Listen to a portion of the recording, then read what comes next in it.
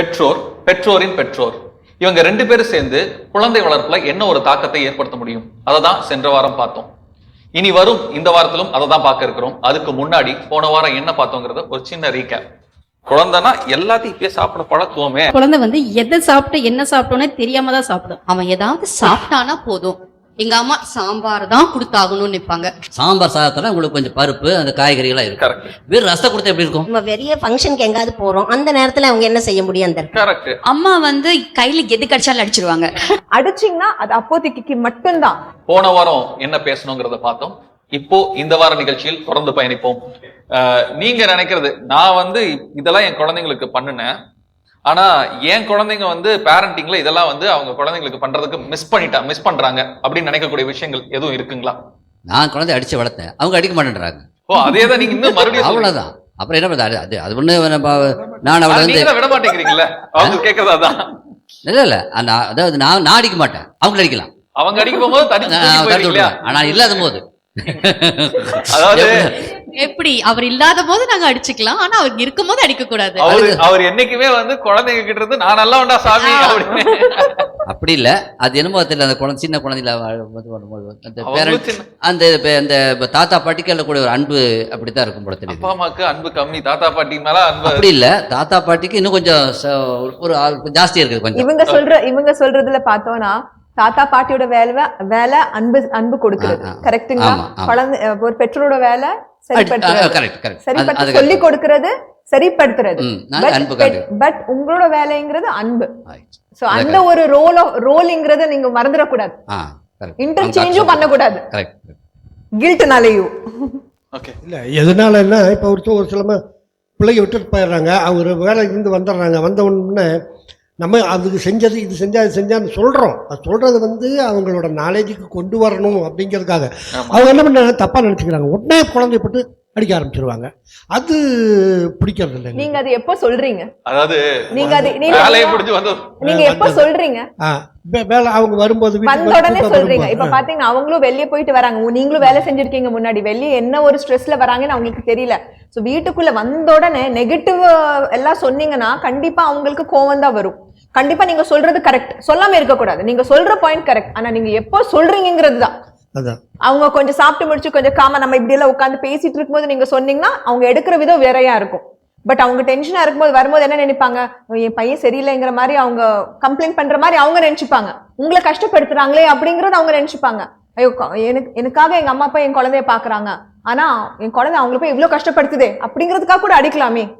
அடிக்காம எங்கிட்ட okay daddy பாத்துக்கிறேன் சொல்லிக்கிறேன் அப்படின்னு சொல்லலாமே அப்படின்னு எனக்கு தோணுது. இமீடியட்டா உடனே கை நான் அடிச்சிருக்கிறேன்.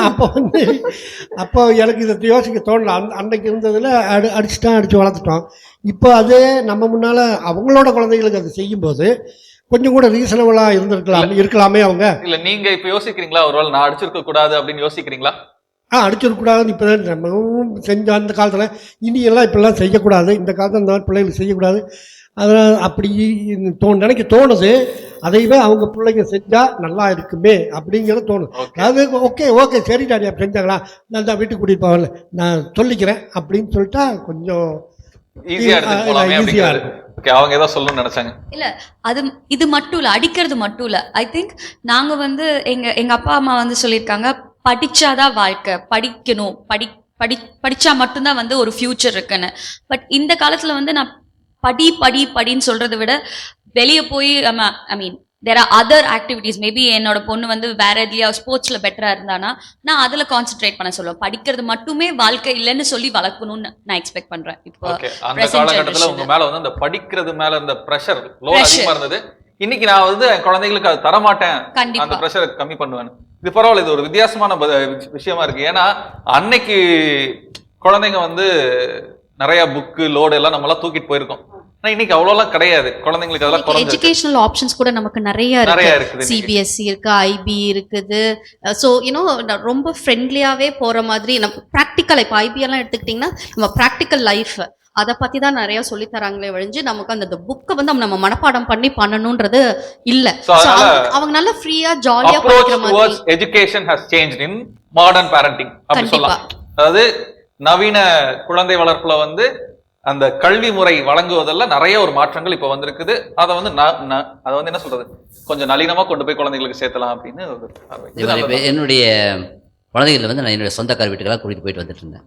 இவங்க அதே மாதிரி அவங்களுடைய குழந்தைகளை வந்து ஆரம்பத்துல இருந்து நம்ம பேசிட்டு இருக்கிறது அந்த சொந்த உறவினர்கள் வீட்டுக்கு போய் உறவினர்களை அறிமுகப்படுத்தி உறவினர்களை சேர்த்துங்க. அது எங்களுடைய ஒரு இப்ப உங்களுக்கு எதுக்காக சேர்த்துக்கணும்னு தான் நான் அப்பல இருந்து கேட்டுட்டு இருந்தேன். அந்த உறவுகள் தான் முக்கியம். ஒரு குடும்பம் உறவுகள் தான் அப்படிங்கிறது. ஒரு குடும்பம் உறவுகள் பண்றாங்கன்னா நீங்க போய் ஏன் ரிலேஷன்ஸ் கூட எல்லாம் போய் பழகலாமே அப்படின்னு ஒரு சின்ன ஒரு கவலையா கேக்குறாங்க, அவ்வளவுதான். இல்ல எங்களுக்கு வந்து அவ்வளவு ரிலேஷன்ஸே இல்ல இருந்திருந்தா மேபி பழகி இருக்கலாம். இல்ல அவங்க நான் முதல் சொன்ன மாதிரி அவங்க வீட்டுல 9 பேர் இருந்தாங்க. 9 பேர் கல்யாணம் பண்ணாங்க. கல்யாணம் பண்ணவங்களுக்கு அவங்களோட ரிலேஷன்ஸ் அந்த மாதிரி இருந்தது. இப்போ 2 பேர் தான் இருக்கிறோம் ஒரு குடும்பத்துல. அந்த 2 குடும்பம் நாங்க கல்யாணம் பண்ண உறவுகள் அப்படிங்கறத அவங்க கேக்குறாங்க. உறவுகள் சொல்றது இப்ப உங்களுடைய மாமா அத்தை அவங்க இருக்காங்க இல்லையா, அவங்க சித்தம்மா சித்தப்பா சித்தி. சரி, அது நீங்க வந்து உங்க ஜெனரேஷன்ல இருக்கிறவங்கள பத்தி பேசுறீங்க. அப்ப அந்த ஜெனரேஷன் முடிஞ்சதுக்கு அப்புறம் அதுதான் அவங்களும் சொல்ல வராங்க. அந்த ஜெனரேஷன் தாண்டி கொஞ்சம் பழக்கத்தை வச்சுக்கோங்க அப்படின்னு அவங்க சொல்றாங்க. அது வந்து லைஃப் சப்போர்ட்டா இருக்குங்க, அவ்வளவுதான் அவங்க சொல்ல வர்றது. ஒரு கஷ்டமான காலத்துல ஃப்ரெண்ட்ஸ் வந்து உதவுவாங்க, உறவுகள் இல்லாத இடத்துல ஃப்ரெண்ட்ஸ் கூட இல்லாத இடத்துல இது வந்து ஒரு லைஃப் சப்போர்ட்டா நமக்கு வரும் அப்படின்னு அவங்க சொல்ல வராங்க, அவ்வளவுதான். மத்தபடி வேற ஒண்ணும் இல்ல. இப்ப நாங்க வந்து வெளிநாட்டுல இருக்கோம், இத்தனை வருஷமா அங்கதான் இருந்திருக்கோம். எங்க உறவினர்கள் எல்லாம் இங்கதான் இருந்திருக்காங்க. நாங்க அங்க கஷ்டப்பட்டப்போ யார் எங்களுக்கு ஹெல்ப் பண்ணா? அப்பாவை இங்கே விட்டுட்டு நான் தான் உனக்கு ஹெல்ப் ஓடி வந்தேன். என் பேர பிள்ளைங்க கஷ்டப்படக்கூடாது, என் பிள்ளைங்க கஷ்டப்படக்கூடாது, நான் தான் ஓடி வந்தேன். இல்ல அவங்க இன்னொன்னு சொல்றாங்க பாத்தீங்களா, உங்க அப்பா இங்க விட்டுட்டுன்னு சொல்லிட்டு. உங்க அப்பா இங்க விட்டுட்டு வந்ததுக்கு காரணம் இங்க உறவுகள் இருக்குங்கிற நம்பிக்கை தான் அவங்களுக்கு. எங்க அம்மா இருக்காங்க, எங்க அம்மாவை நான் என்ன நம்புறேன், எங்க கூட பிறந்த தங்கச்சி தம்பி எல்லாத்தையுமே நான் நம்புறேன். அவங்களெல்லாம் இருக்காங்கன்னு சொல்லிப்படுத்தா, அவங்க பாத்துக்குவாங்கன்னு சொல்லிட்டேன். சோ உறவுகள் ஏதோ ஒரு இடத்துல நமக்கு தேவை இருக்குது. அவங்க கூட உங்க குழந்தைகளை பழக்க விடுங்க. என்னன்னா வரும் காலத்துல அந்த உறவுகளினுடைய அட்லீஸ்ட் தேவைன்னு இல்ல, அந்த உறவுகள் யாரு என்னங்கிறதையும் தெரிஞ்சுக்குவாங்க. அது ஒரு விதத்துல அவங்களுக்கு உதவியா இருக்கலாம்னு அவங்க நினைக்கிறாங்க. பேரண்ட்ஸோட பேரண்ட்ஸ், பெற்றோரின் பெற்றோர் வந்து ஏன் குழந்தைங்க அவங்க குழந்தைங்கிட்ட இப்படிலாம் இருந்தா பெட்டரா இருக்கும்னு அவங்க சொன்னதெல்லாம் கூட கேட்டோம் நம்ம. இப்போ நீங்க உங்களுடைய பெற்றோர் அந்த கிராண்ட் பேரண்ட்ஸ் அந்த தாத்தா பாட்டிங்கிற ஸ்தானத்துல இருந்து என் குழந்தைகிட்ட இப்படி இருந்தா நல்லா இருக்கும், இப்படி இருக்கிறது வந்து எனக்கு சரியா தோணல அப்படி நினைக்கக்கூடிய விஷயங்கள் எதுவும் இருக்குதா? வழக்கம் போல நீங்களே மைக்கிறீங்க. இல்லை, எங்கள் அம்மா வந்து இப்போ எல்லாரும் சொல்கிறாங்க கேட்ஜெட்ஸ் எல்லாம் காமிக்கக்கூடாது, குழந்தைங்களுக்கு இது பண்ண அது பண்ணணும்னு. 6 மணிக்கு டிவி போட்டுருவாங்க வீட்டில், சீரியல் ஸ்டார்ட் ஆகிடும்.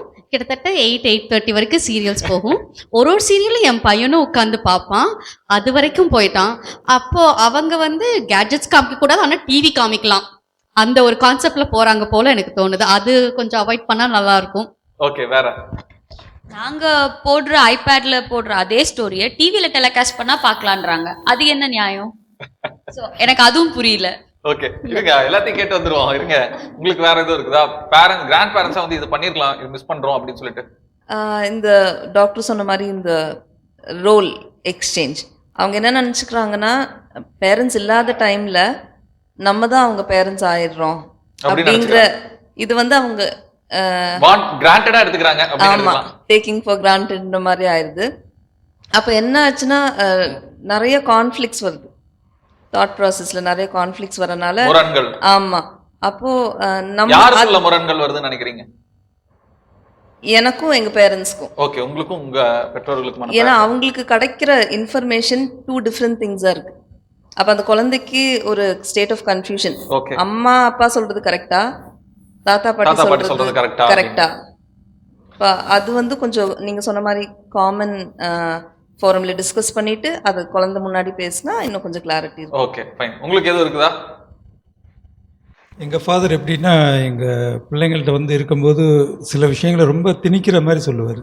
அது வந்து நம்ம அவங்களோட இன்ட்ரெஸ்ட் எதுன்னு சொல்லி பார்க்காம இப்படி தான் இருக்கணும், இப்படி தான் ரொம்ப ஒரு திணிக்கிற மாதிரி ஒரு இது சொல்லுவார். அது கொஞ்சம் இதாக இருக்கும். மற்றபடி நிறைய விஷயங்கள் அக்செப்ட் பண்ணுற மாதிரி இருந்தாலும் இந்த பிள்ளைங்க வந்து அதை ஏற்றுக்கிறதுக்கு ரொம்ப சங்கடப்படுறாங்க. ஓகே, இன்னைக்கு காலகட்டத்தில் இருக்க குழந்தைகள் அன்னைக்கு உங்களுக்கும் முந்தைய ஜெனரேஷனாக இருந்த பெற்றோர்கள் சொல்றதை எப்படி ஏற்றுக்க முடியுங்கிறதும் ஒரு முரண்தான் அது. ஸோ இவங்க சொன்னதுக்கெல்லாம் முதல்ல அந்த டிவியில இருந்து போலாங்க. எப்படி நீங்க அவங்கள ஐபேட்ல பார்க்க வேண்டாம் சொல்லிட்டு நீங்க டிவில வந்து அதே குழந்தைங்களோட உட்காந்து பார்க்கலாம். அதே குழந்தைங்க வந்து நம்ம சீரியல் பார்க்கறது வந்து எப்பவாவது ஒரு டைம் உட்காந்து பார்க்குறோம். தினம் 24 மணி நேரம் உட்காந்து அதை சீரியல்ல பார்க்குறோம். நாங்கள் காலையிலேருந்து சாயங்காலம் மட்டும் வேலை செய்கிறோம். அந்த 5 மணிலேருந்து ஒரு 2 ஹவர்ஸ் கொஞ்சம் ஃப்ரீயாக இருந்துட்டு அதுக்கப்புறம் போய் அடுத்த வேலை ஸ்டார்ட் பண்ணிடுவோம். அப்புறம் குழந்தைங்களுக்கு ஊட்டுறது, பண்றது, சாப்பிட கொடுக்கறது, தூங்க வைக்கிறது, கரெக்டா அந்த டைம் 2 மணி நேரம் தான் அவங்க கண்ணுல நீங்க பண்ற 2 மணி நேரமா இருக்கு. சொல்றேன், எங்களுக்காக வேண்டி நாங்க கொஞ்ச நேரம் ரெஸ்ட் எடுக்கிறோம். அந்த பிள்ளைங்க வந்து அதவே கண்டினியூவா உட்காந்து பார்க்காதுங்க. அதுங்களுக்கு நிறைய விளையாட்டு ஜாமான்லாம் கிடக்கும், அதுல விளையாடுங்க. ஏதோ ஒரு டைம்ல கொஞ்சம் பாக்குங்க. அந்த ஐபேடு கையில கொடுத்துட்டாங்கன்னா 10 மணி நேரம்னால அந்த பிள்ளைங்க அப்படியே தான் இருக்கு. இந்த பக்கம் அந்த பக்கம் அசையாத பிள்ளைங்க வீட்டுல இருக்கானே தெரியாது. சோ ஐபேட விடவும் டிவி கம்மி தாங்க இம்பாக்ட். அதனால டிவி பாத்துக்கலாம். அது எப்பாவது ஒரு டைம் கொஞ்ச நேரம் பாக்குதுங்க. அதுல நான் ஒரு 10 நிமிஷம் பாக்குறேன்னா அதுல ஒரு 2 நிமிஷம் தான் அந்த கண்ணுங்க அங்க போகும். மத்த நேரம் எல்லாம் மத்த விளையாட்டு ஜாமா இருக்கு. இங்க இருந்து அது அங்கே ஓடும், அங்க இருந்து இங்க வரும்.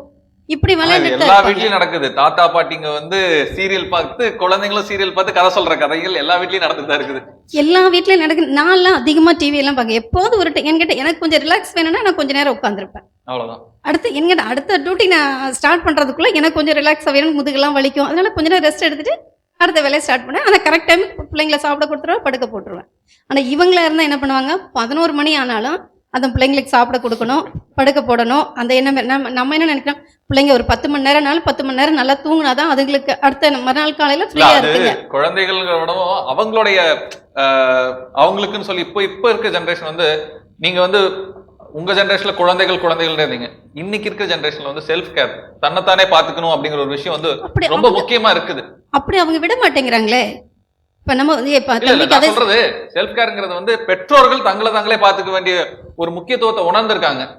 நீங்க அந்த காலகட்டத்துல வந்து நிறைய விஷயங்களை வந்து குழந்தைகளுக்காக சாக்ரிஃபைஸ் பண்ணிருப்பீங்க. இன்னைக்கு இருக்க பெற்றோர்களும் அதே மாதிரி நிறைய விஷயங்களை வந்து சாக்ரிஃபைஸ் பண்றாங்க. பண்ண மாட்டேங்கிறாங்களே. பண்ணுனா பிரச்சனையே இல்லை. நிறைய விஷயம் பண்றாங்க. ஆனா அதை மீறி இப்போ நீங்க அந்த காலத்துலலாம் டேடி வந்து வேலைக்கு போனாங்க, நீங்க வந்து வீட்டுல இருந்தீங்க. அந்த ஏர்ன் பண்றது வந்து அன்னைக்கு நமக்கு சஃபிஷியண்டா இருந்துச்சு. அதனால நீங்க வேலைக்கு போகணுன்ற தேவை இல்லை. ஆனா இப்ப இருக்கிறதுல வந்து நானும் வேலைக்கு போய் என் ஹஸ்பண்டும் வேலைக்கு போனா தான் இப்ப இருக்கிற எங்களுக்கு இருக்கிற ஒரே குழந்தைய கொண்டு வர முடியும். அப்ரிங்கிங் வந்து நல்லா இருக்கும்னு நினைக்கிறோம். சோ நாங்க வந்து எங்களோட ஹோல் டைம் நாங்க வந்து சாக்ரிஃபைஸ் பண்றோம். நீங்க வந்து இது வந்து முதல் விஷயம். அதை மீறி அவங்களுக்கு ஒரு புரிதல் இருக்கு. இதை மீறி என் வாழ்க்கையும் போகணும், அப்ப என்னையும் நான் கவனிச்சுக்கணும் அப்படிங்கிற புரிதல் இருக்கு. அவங்களையும் பாத்துக்கிறாங்க. அவங்களோட சோம்பேறித்தனத்தை முதல்ல விட்டு வெளியில வந்தாங்கன்னா எல்லாமே. மம்மி இது வந்து பர்சனலா போயிட்டு இருக்குது. பர்சனல் அட்டாக், இதை விட்டுருங்க, நம்ம ஜென்ரலா பேசலாம். இப்ப நம்ம வந்து வீட்டுல வந்து இப்ப அவங்க வேலைக்கு தான் போறாங்க. நாங்க வந்து 24 மணி நேரம் காலையில இருந்து சாயங்காலம் மட்டும் எல்லா வேலையுமே நாங்க தான் செஞ்சுட்டு இருக்கிறோம். இது வேலைக்கு போறது ஒண்ணுதான், வீட்டுல இருக்கிறது ஒண்ணுதான். இல்ல அவங்க அதை சொல்லிங்க. அவங்க வேலைக்கு போறது ஒண்ணு, வீட்டுல இருக்கிறதும் அந்த டாபிக்கே கிடையாது. நீங்க வீட்டுல இருந்தாலும் வேலையை தான் செய்றீங்க, அவங்க ஆபீஸ் போனாலும் வேலை தான் செய்யறாங்க. ஆனா நேரம், நீங்க அன்னைக்கு அவங்க பள்ளிக்கூடத்துல இருந்து ஒரு 3 மணிக்கு வந்தாங்க, 4 மணிக்கு வராங்கன்னு வச்சுக்கோங்களேன். அம்மா தான் இந்த நேரம் பார்ப்பாங்க. அம்மா கூட தான் மிச்சம் இருக்கிற நேரம் மொத்தமும் செலவு பண்ணாங்க, எல்லாம் பண்ணாங்க. ஆனா இன்னைக்கு அம்மா வீட்டுக்கு வரதே ஒரு 7-8 மணிக்கு தான் வராங்க. அப்ப குழந்தைகள் 7-8 மணிக்குள்ள குழந்தை சோர்ந்து போயிருக்கும். இப்போ அந்த நேரம் அம்மா கூட செலவு பண்ற நேரங்கிறது கம்மியா இருக்கும். அதை மீறி ஒரு 8 மணிக்கு வெளியில போயிட்டு வந்த நீங்க சொன்னீங்க இல்லையா, நீங்க வீட்டுல தான் இருந்தீங்கன்னு சொல்லிட்டு. ஆனா அதே சமயம் உங்க ஹஸ்பண்ட் வேலைக்கு போயிட்டு வந்துருப்பாரு. அப்ப அவர் மேல பாத்தீங்கன்னா அவர் செல்ஃப் கேர் நிறைய எடுத்துக்கிட்டு இருந்திருப்பாரு. அவர் ஃப்ரெண்ட்ஸை மீட் பண்றது இதெல்லாம் இருந்திருக்கும். ஆனா நீங்க மீட் பண்ணிருக்க மாட்டீங்க. ஆனா இன்னைக்கு இருக்கக்கூடிய பெண்களும் தம் மேல கேர் எடுத்துக்கிறதா என்ன பண்றாங்கன்னா, அவங்க ஃப்ரெண்ட்ஸை பாக்குறது, அவங்க ஜிம்முக்கு போறது வரதுன்னு சொல்லி அவங்க செல்ஃப் கேர் எடுத்துக்க வேண்டிய ஒரு சூழ்நிலையில இருக்காங்க. இதை பத்தி தான் நம்ம போன இதுல டாபிக்ல பேசணும், செல்ஃப் கேர்ங்கிறத பத்தி. அந்த இடத்துல வந்து நம்ம அவங்கள தப்பு சொல்ல முடியாது. அவங்க லைஃப் அவங்க வாழ்ந்துதான் ஆகணும். அதாவது இவங்க வந்து வேலைக்கு போகிறாங்க, எல்லாம் சாக்ரிஃபைஸ் ஒத்துக்கிறேன். வீட்டில் இருக்கிற நேரத்தை குழந்தை கேர் எடுத்துக்கலாம் இல்லை, அப்பவும் தூக்கிட்டு இருந்தா. வீட்டில் இருக்கிற நேரத்தில் கேர் எடுக்கலாம் குழந்தைங்கள, அப்பவும் கேர் எடுக்காம தூக்கிட்டு இருந்தா அப்படியே அவங்க கேர் எடுத்துக்காம இருப்பாங்கன்னு எனக்கு தோணல. இல்லை ஒரு நாள் லீவ் கிடைக்குதுன்னா அந்த ஒரு நாள் வந்து குழந்தைங்க கூடயே ஸ்பெண்ட் பண்ணலாம். அது முடியாதுன்னா இவங்கனால. மம்மி இது இப்படி எல்லாம் பேசக்கூடாது மம்மி, நிஜமா இப்படி எல்லாம் பேசக்கூடாது. இது வந்து பர்சனலா இருக்குது. நீங்க ஜென்ரலா பேசுங்க மம்மி. ஜென்ரலா எல்லாமே எல்லாருமே ஒன்றும் அப்படி பண்றது இல்லை. எல்லா வீட்லயுமே லீவுனா காலையில இருந்து 12 மணிக்கு தான் எந்திரிப்பாங்க. ஆமா, ஒரு நாள் தானே லீவு. அந்த ஒரு நாள் லீவ்ல குழந்தைங்களுக்கு கொஞ்ச நேரம் ஒரு 1/2 hour ஒதுக்கலாமே. நாங்க 12 மணிக்கு எந்திரிச்சா 12 மணில இருந்து 8 மணிக்கு குழந்தைங்க கூட தானே ஒதுக்குறோம். இல்லைங்க, இது பேசுனா இல்ல அவங்க சொல்ல வரதை நீங்க புரிஞ்சுக்கவே இல்ல. அவங்க சொல்றது என்னன்னா, நான் வேலைக்கெல்லாம் போயிட்டு வரேன், என்னையும் நான் பாத்துக்கணும், அதனாலதான் நான் ஒரு 12 மணி வரைக்கும் தூங்குறேன். நீங்க வந்து வீட்டுல இருக்கிறீங்க, வீட்டுல தான் நானும் வேலை செஞ்சுட்டு இருக்கிறேன், எனக்கும் வேலை தீர மாட்டேங்குதுன்றீங்க. ஆனா உங்களுக்கு வந்து நீங்க வெளியில போய் வேலை செஞ்சு பாத்தீங்கன்னா வெளியில இருக்கிற ப்ரெஷர் என்னன்றது உங்களுக்கு புரியும். வெளியில இருக்கிற ப்ரெஷர், வீட்டுக்குள்ள வந்தா வீட்டுக்குள்ள இருக்கிற ப்ரெஷர், இது வந்து நீங்க டேடிட்ட கேட்டு பாருங்க, டேடிக்கு தெரியும் எப்படின்னு. வெளியில போய் வேலை செஞ்சுட்டு வர்றதுக்கும் உள்ள வர்றதுக்கும் 2 ப்ரெஷரையுமே நாங்க ஹேண்டில் பண்ண வேண்டியதா இருக்குது. இன்னைக்கு இருக்கிற அம்மாக்கள் அப்படி இன்னைக்கு வந்து வீட்டுல ஏதாவது ஒரு தப்பு நடந்துச்சுன்னு வச்சுக்கோங்க, நீங்க யாருக்கும் பதில் சொல்லணும்ன்ற தேவையே இல்லை. ஆனா வேலையில நாங்க ஏதாவது ஒரு தப்பு பண்ணோம்னா ஒருத்தருக்கு இல்ல 10 பேருக்கு பதில் சொல்ல வேண்டியதா இருக்கும். அங்க இருக்கிற மென்டல் பிரஷர் எப்படி இருக்கு, வீட்டுல இருக்கிற மென்டல் பிரஷர் எப்படி இருக்கு, இது ரெண்டையும் நீங்க கம்பேர் பண்ணவே முடியாது. Doctor, so how to handle this? இதுதான் வந்து குழந்தை வளர்ப்புன்றது. இதுதான் பேபி வந்து ஒரு குழந்தை எப்படி வளர்க்கணும்னா அந்த ப்ரெஷரையும் பார்க்கணும், இதையும் குழந்தையும் பார்க்கணும். நீங்க வெறும் பேரண்ட்ஸ் டெஃபினெட்லி அதை தான் சொல்றேன். அதனால நாங்க அந்த ப்ரெஷர் 2 ப்ரெஷரும் இருக்கிற நேரத்துல காலையில 5 மணிக்கு எந்திரின்றது முடியாத காரியம் எங்களுக்கு. நாங்க 10 மணிக்கு எந்திரிச்சு குழந்தைங்கள நாங்க பாத்துக்குவோம். 5 மணிக்கே எந்திரிச்சு குழந்தைய பார்க்கணுன்ற தேவை இல்ல, 10 மணிக்கு எந்திரிச்சா கூட குழந்தைய பாத்துக்கலாம். சரி, இதுக்கு மேல அவங்க என்ன பண்ண முடியும்? அக்செப்ட் பண்ணி தான் ஆகணும், அக்செப்ட் பண்ணி. சோ இன்னைக்கு காலகட்டத்தில் நீங்க சொல்றது என்னன்னா, அந்த டைமிங் வந்து நாங்க முன்னாடி எல்லாம் வந்து கரெக்ட் டைமுக்கு எல்லாம் கொடுத்துட்டு இருந்தோம், இன்னைக்கு பேரண்ட்ஸ் வந்து கொடுக்க முடியறது இல்ல. அவங்க சொல்றாங்க ஏன் கொடுக்க முடியலன்னா, எங்களுடைய வேலை பளு இருக்கு, எங்களுடைய லைஃப் ஸ்டைல் சேஞ்ச் இருக்கு, எல்லாமே மாறிடுச்சுங்க, நீங்க நினைக்கிற மாதிரி எங்க லைஃப் இல்ல, வேற மாதிரி இருக்கு அப்படிங்கிறாங்க. இது அவங்க சொல்றதும் கரெக்டா தான் இருக்கு. இங்க பாருங்க, அவங்க வந்து இப்ப யங் ஏஜ்ல இருக்காங்க, பரவாயில்ல. நாங்க வந்து வயசானவங்க, எங்களுக்கும் இருக்கும்ல அந்த மாதிரி ப்ரெஷர் எல்லாம், எங்களுக்கும் ரிலாக்ஸ் வேணும்ல. அப்ப அந்த ஒரு நாள் அவங்க வந்து எங்களுக்கு சாக்ரிஃபைஸ் பண்ணலாம்ல. இத்தனை நாளும் வாரம் பூரா பார்த்துட்டே இருக்காங்களே, ஒரு நாள் நமக்கு நேரத்திலேயே எந்திரிச்சு கொடுத்து அவங்களுக்கு கொடுக்கணும் அப்படின்னு ஒரு பாசத்தோட கொடுத்தாங்கன்னா எங்களுக்கு இன்னும் நல்லா ஒரு சந்தோஷம் இருக்கும்ல. நான் என்ன சொல்றேன், நீங்க எதுக்கு 5 மணிக்கு எந்திரிக்கீங்க, நீங்களும் 10 மணிக்கு எந்திரிங்க. அது எப்படிங்க இருக்க முடியும்? எல்லாருமே படுத்துட்டே இருக்கலாம் இல்லையா? 5 மணிக்கு எந்திரிக்கிறனால நாங்களும் 5 மணிக்கு எந்திரிக்க வேண்டியதா இருக்கு. இவங்க 5 மணிக்கு எந்திரிச்சாங்கன்னா பிள்ளைங்களும் கூட 6 மணிக்கு எந்திரிச்சுதுங்க. இவங்க எல்லாம் பேசாம படுத்துட்டாங்கன்னா எல்லாருமே 10 மணிக்கு எந்திரிச்சு 10:30 மணி 11 மணிக்கு பிரேக்ஃபாஸ்ட் சாப்பிடுவாங்க. நான் மட்டும் ஏன்னா சோம்பேறியா இருக்கணும், வாங்கட எல்லாரும் சேர்ந்து ஊரே இருப்போம். இல்ல காலையில சாப்பிட்டுட்டு மெடிசன் போடுறவங்கள என்ன செய்யுது, சுகர் பேஷண்ட்ல என்ன செய்யுங்க, ரொம்ப ஏதோ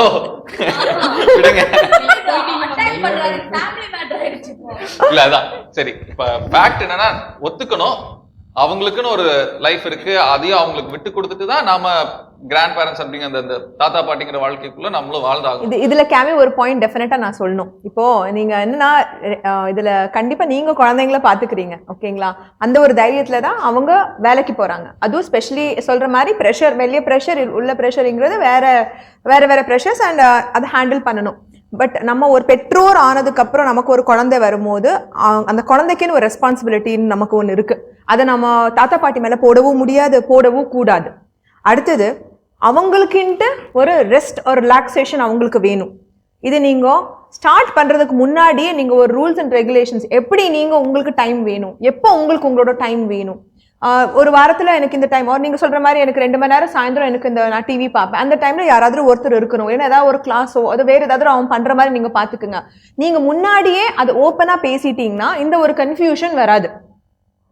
ஞாயிற்றுக்கிழமை நான் மார்னிங் பிரேக்ஃபாஸ்ட் நான் பண்ண மாட்டேன், நீ பாத்துக்கோ, எனக்கு அது ஒரு ரிலாக்ஸேஷன், நான் வெளியே போகிறேன், ஆர் வீக்கெண்ட்ஸ் நாங்கள் அந்த மாதிரி நீங்கள் முன்னாடியே பேசிக்கிங்க கிளியர். எப்போவுமே வெனவர் பேரண்டிங், பெற்றோர் பேரண்டிங் இருக்கும்போது 2 பேர், யூ ஹேவ் நவ் 4 sets இல்லையா? சம்டைம்ஸ் இப்போ இவங்க தான் மெயின், இருந்தாலும் ஹஸ்பண்டோட பேரண்ட்ஸும் இருக்காங்க. நிறைய பேர் இருக்கும்போது கிளியர் கட்டாக ரூல்ஸ், எப்படி நீங்கள் ஒர்க் பிளேஸில் ரூல்ஸ் போடுறீங்களோ அதே மாதிரி இதுலேயும் நீங்கள் போட்டுக்கணும். அப்போ நீங்களும் கண்டிப்பாக சொல்லணும், எனக்கு ஒரு ரிலாக்ஸேஷன் வேணும், எனக்கு இந்த டைம் வேணும், இதை நான் பண்ண மாட்டேன், இந்த சண்டே நான் ஐ வில் டூ. இப்போ நீங்கள் எப்படி ஹஸ்பண்ட் ஒய்ஃபே நிறைய பேர் பார்த்தீங்கன்னா, இப்போ இருக்கிற ஜெனரேஷன் நிறைய பேர் அவங்கவுங்க வேலை எடுத்துக்கிறாங்க. நான் இன்னைக்கு வீட்டை பார்த்துக்கிறேன், நீ குக்கிங் பார்த்துக்கோ. அதே மாதிரி நீங்களும் கிளியர் கட்டாக அவங்களோட டைம் கேட்டுக்குங்க, எந்த ஹார்மும் இல்லையே. கண்டிப்பாக நீங்கள் சொல்லலாம், அவங்களும் புரிஞ்சுப்பாங்க, அவங்களும் சொல்றத நீங்களும் புரிஞ்சுக்கலாம் டெஃபினட்டா. இது நிறைய வீட்டில் நடக்கும்னு நினைக்கிறேன். அம்மா வந்து, எங்க அம்மா தான் எனக்கு மாமியாரு, அவங்க வந்து இந்த ஒரு சொல்ல எல்லா வீட்லயும் வந்துடும் நினைக்கிறேன். நான் இப்படி இருக்கணும் பிரஷர் போட்டுக்கிட்டே இருப்பாங்க. அது நடந்திருக்கா யார் வீட்லயும்? உங்க அம்மா தான் டெய்லி நடக்கிறது அதான். எங்க மாமியார் வந்து ரொம்ப பாவம். அதாவது நான் அவங்க வீட்டுக்கு போனேனாக்க பெட் காஃபி முறுக்குண்டு எனக்கு வரும். எங்க வீட்டுல வந்து நான் வந்து 10 மணிக்கு எந்திரிச்சாலும் சரி 5 மணிக்கு எந்திரிச்சாலும் சரி எங்க அம்மா எதுலயாச்சும் அதுல ஒரு குறை கண்டுபிடிச்சுதான் சொல்லுவாங்க.